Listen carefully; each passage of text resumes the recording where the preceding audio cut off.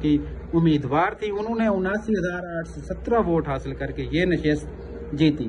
5 اکتوبر 2018 کو وہ وزیر اعظم عمران خان کی وفاقی کابینہ میں شامل ہوئیں اور وزیر مملکت برائے ماحولیاتی تبدیلی کے عہدے پر فائز ہوئیں، اور جب انہوں نے استعفیٰ دیا اس کے بارے میں جانتے ہیں۔ مارچ 2022 کے دوران پی ٹی آئی حکومت کے خلاف تحریک عدم اعتماد کامیاب ہو گئی، تو اس کے بعد وزیر اعظم عمران خان کی کابینہ اور پی ٹی آئی اراکین اسمبلی نے اجتماعی طور پر استعفیٰ دینے کا فیصلہ کیا، جس کے بعد 10 اپریل 2022 کو زرتاج گل نے بھی استعفیٰ دیا۔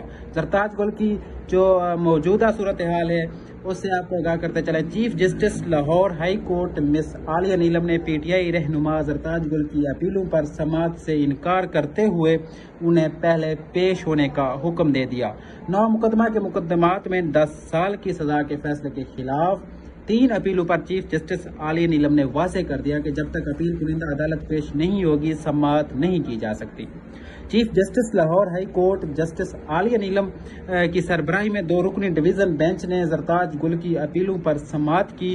رجسٹرار آفس نے اپیل پر زرتاج گل کو سرنڈر نہ کرنے کا اعتراض عائد کیا۔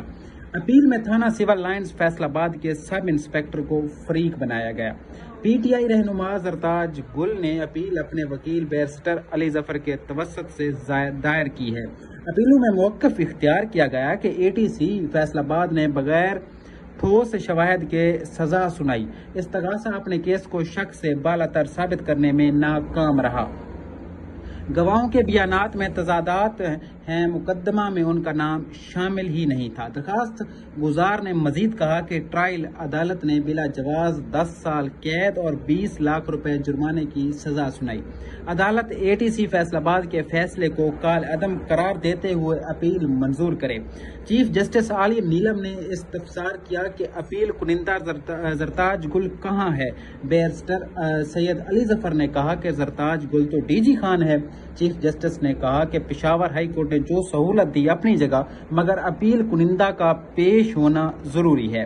وکیل علی ظفر نے عدالت کو بتایا کہ ابھی تو اعتراضی پٹیشن ہے، پہلے اس معاملے کو طے کر لیا جائے۔ چیف جسٹس عالیہ نیلم نے کہا کہ جب تک وہ سرنڈر نہیں کرتی عدالت اعتراضی اپیل بھی نہیں سنے گی۔